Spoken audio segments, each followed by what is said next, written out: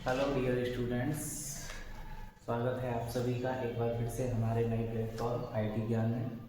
जैसा कि हमने पिछले वीडियो में बताया, पिछली क्लास में हमने ये बताया कि हम आज एरर रिजल्ट्स के बारे में डिस्कस करने वाले हैं। तो एरर रिजल्ट्स क्या होता है? देखिए, कभी कभी जब हम अपनी वर्कशीट में या स्प्रेडशीट पर कोई काम कर रहे हैं और हमने अगर कोई फार्मूला अप्लाई किया है या कोई फंक्शन अप्लाई किया है, तो कई बार हमें हमारा रिज़ल्ट न दिखाते हुए एक एरर रिज़ल्ट शो किया जाता है। इट मीन्स हमसे कहीं ना कोई मिस्टेक हुई है जिसके कारण हमें अपना रिज़ल्ट नहीं मिला और वहाँ पर हमको एरर शो कराया गया है। तो वे जो एरर होते हैं वो कितने प्रकार के होते हैं, उससे हमें पता लगेगा कि हमने अपनी स्प्रेडशीट में क्या मिस्टेक की है। तो उसके लिए हम क्या करेंगे, देखिए, here is some error results and their reasons while we enter data that shows some mistakes। जब हम डाटा एंटर करते हैं तो कुछ एरर रिजल्ट्स आते हैं, यहाँ पर उनके कारण भी दिए गए हैं कि वो क्यों आ रहे हैं, ताकि हमें पता लग सके कि वो क्यों हुआ है।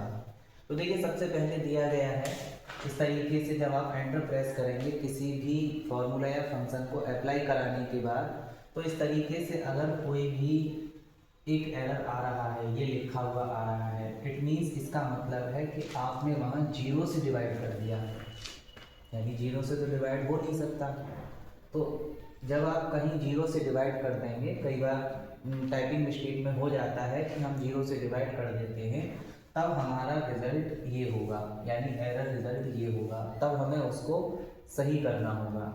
अगर हम बात करें कि कभी कभी ये भी लिखा आ जाए हैज़ के साथ में एनी का मतलब है कि नो वैल्यू अवेलेबल, यानी आपने अपने फंक्शन या फॉर्मूला में कोई वैल्यू को ही नहीं ऐड किया है, इट मीन्स उसको ब्लैंक छोड़ दिया है, तब ये आपको शो कराएगा।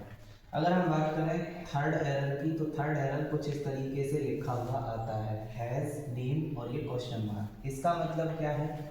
इनकरेक्ट नेम रेंज, यानी कि आपने जो रेंज सेलेक्ट की है उसका नाम गलत है, या फिर आपने उसमें कोई एक मार्क नहीं लगाया। क्वोटेशन मार्क का मतलब है, जैसे कि हम डायरेक्ट इनडायरेक्ट में पढ़ते हैं, तो इसमें भी उन मार्क्स का इस्तेमाल होता है। वो थोड़े बड़े फॉर्मूले हैं, वो आगे आपको पढ़ने को मिलेंगे।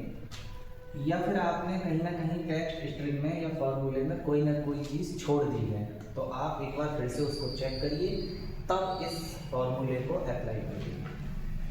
नेक्स्ट आता है कि कई बार हमें इस तरीके से पूरी सेल में ये हैज़ वाला जो साइन है पूरा भरा हुआ मिलता है। इसका मतलब क्या है?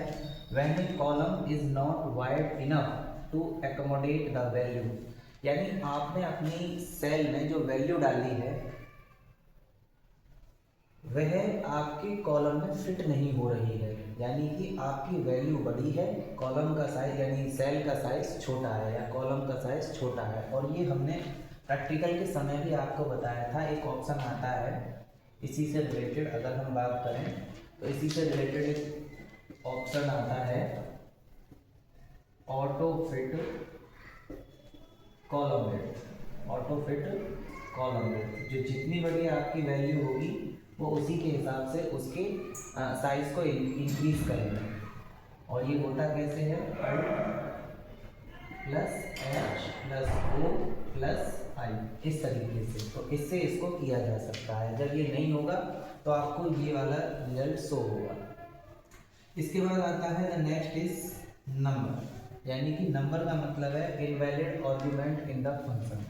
नम का मतलब है आपने अपने फंक्शन में कोई गलत, यानी कि गलत आर्गुमेंट का मतलब है कोई आपने जो है कहते हैं कि जो प्रोसेसिंग वाले हैं, इट मीन्स हमारे अर्थमेटिक ऑपरेशंस हैं, वो गलत लगा दिया है, या कोई आपने चिन्ह गलत लगा दिया है, तो तब ये आपको एरर शो होगा।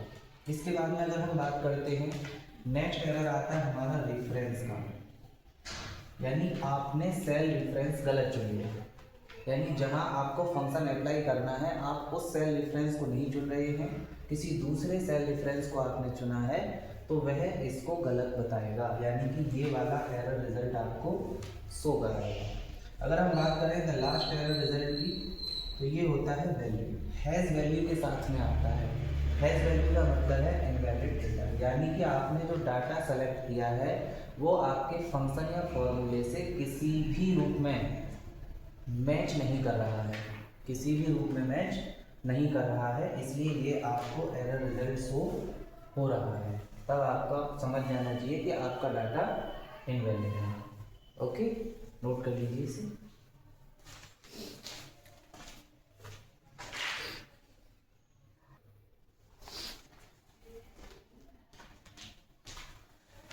चलिए अब हम बात करते हैं function library in MS Excel. अभी तक तो हमने बहुत छोटे छोटे फंक्शंस के बारे में पढ़ा, लेकिन हमें फंक्शन एक फीचर यानी कि एक फैसिलिटी प्रोवाइड कराता है, जिसमें हमें एक हमारा जो होम टैब है, आपका इंसर्ट टैब है, पेज व्यू है, तो व्यू टैब है, उसमें ही एक टैब होता है हमारा, जैसे हम बोलते हैं ना मेनू बार, तो मेनू बार में एक टैब होता है फॉर्मूला टैब। तो उस फॉर्मूला टैब पे जब हम क्लिक करते हैं तो वहीं पर हमको एक ग्रुप शो होता है फंक्शन लाइब्रेरी। क्या शो होता है? Function library. तो उसमें हमें यहाँ पर बहुत सारी डिफरेंट कैटेगरीज मिलती हैं, जहाँ हमें डिफरेंट पर्पजेस के लिए फंक्शन यूज करने के लिए हमें कुछ फंक्शंस वहाँ पर दिखाए जाते हैं। अब ये फंक्शंस कैसे काम करते हैं, वे कितनी कैटेगरीज हैं, उन सब की लिस्ट यहाँ पर आपको दी गई है। जैसे अगर हम बात करें रिसेंटली यूज्ड, रिसेंटली यूज्ड का मतलब है जो फंक्शन आपने हाल ही में यूज किए हैं उनकी लिस्ट आपको इस ग्रुप के अंदर मिलेगी, यानी इस कैटेगरी के अंदर वे फंक्शन होंगे जिनको आपने हाल ही में यूज किया है। अगर हम बात करें फाइनेंशियल की, तो फाइनेंशियल में इसमें कुछ ऐसे जो फंक्शन होते हैं उनकी लिस्ट होती है। जैसे मान के चलिए हमें किसी लोन के लिए रेट इंटरेस्ट निकालना हो, यहाँ से कर दीजिए। रेट इंटरेस्ट निकालने के लिए हम फाइनेंशियल वाले फंक्शंस का इस्तेमाल करेंगे। बात करें लॉजिकल की, लॉजिकल का मतलब है कि इसमें आर्ग्यूमेंट चेक करते हैं किसी भी वैल्यू या कंडीशन के लिए। जैसे हम छोटी क्लासों में पढ़ते थे कि ग्रेटर देन का साइन लगाइए, या स्मॉलर देन का लगाइए, या इक्वल का लगाइए, या ग्रेटर देन टू। तो उन सभी कंडीशंस के लिए आप लॉजिकल का इस्तेमाल करेंगे। अगर हम बात करें टेक्स्ट की, तो यहाँ पर आप टेक्स्ट आर्ग्यूमेंट के लिए यूज कर सकते हैं। जैसे मान के चलिए किसी टेक्स्ट को लोअर केस में बदलना हो, यानी स्मॉल लेटर्स में, कैपिटल लेटर्स में, तो हम इस कैटेगरी का इस्तेमाल करते हैं। बात करें हम डेट एंड टाइम की, तो जब हमें अपनी वर्कशीट में कहीं पर भी करंट डेट और टाइम लाना होगा, या हमें वहाँ पर डेट के बहुत सारे फॉर्मेट होते हैं, तो उनको शो कराने के लिए हम डेट एंड टाइम कैटेगरी का इस्तेमाल करेंगे।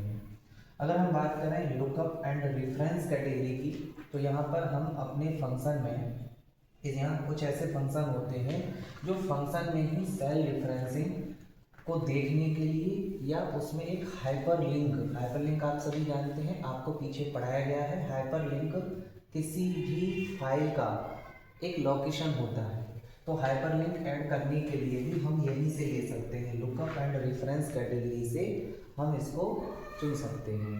That's clear? ओके, स्क्रीनशॉट ले लीजिए या इसको आप नोट कर लीजिए। That's clear?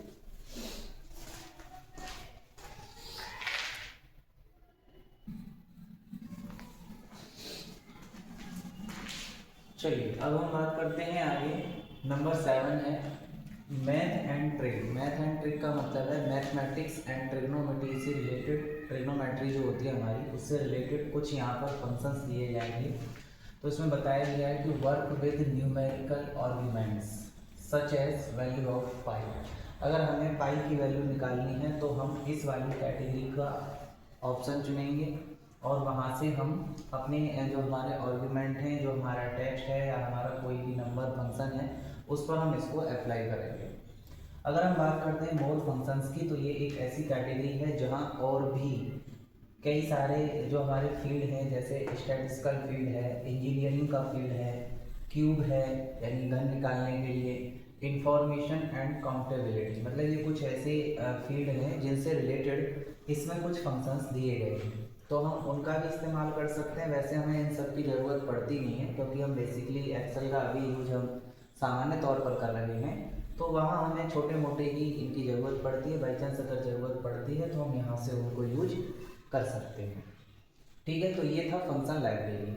अगर हम बात करें using a function from function library, अगर हमें अपनी स्प्रेडशीट में एक फंक्शन यूज करना है फंक्शन लाइब्रेरी से, तो उसको कैसे करेंगे, ध्यान दीजिए। To do this follow the steps. क्या स्टेप्स होंगे? सबसे पहले आप उस सेल को सेलेक्ट करिए जहां आप अपना रिजल्ट शो कराना चाह रहे हैं, ठीक है। उसके बाद आप फॉर्मूला टैब में जाएंगे, वहां से फंक्शन लाइब्रेरी ग्रुप चुनेंगे और यहाँ से आप एक फंक्शन कैटेगरी में जाएंगे जिसकी आपको आवश्यकता है। उस कैटेगरी में जाने के बाद आप अपनी इच्छा अनुसार जो आपको फंक्शन जिसकी ज़रूरत है ड्रॉप डाउन लिस्ट आएगी, वहाँ से उस फंक्शन को चुनें, यानी function argument dialog box will appear. जैसे ही आप उस फंक्शन पर क्लिक करेंगे जो आपने चुना है उससे रिलेटेड एक बॉक्स ओपन होगा। उस बॉक्स में आपको क्या करना है, उस सेल रेंज को आपको सेलेक्ट करना है जिस सेल रेंज पर आपको फंक्शन इम्प्लीमेंट करना है। सिंपली उसके बाद आप ओके क्लिक करेंगे। ओके पर क्लिक करते ही आपका रिजल्ट शो हो जाएगा। That's clear. अगर हम बात करें हमारे कुछ बेसिक फंक्शंस हैं जिन्हें हम अपने डेली यूज में प्रयोग कर सकते हैं। अगर हम बात करें टुडे की, तो देखिए टुडे फंक्शन जो होता है वह हमें आज की डेट दिखाएगा। इसमें डेट के साथ टाइम भी आ जाता है, ठीक है। अगर हम बात करें लेन की, तो लेन का मतलब क्या है, ये आपका कोई शब्द है। सपोज दैट आपने कोई शब्द लिखा है तो उस शब्द में कितने अक्षर हैं उनको काउंट करने के लिए हम इस फंक्शन का इस्तेमाल करेंगे, ठीक है। उनको गिनने के लिए हम इस फंक्शन का इस्तेमाल करेंगे।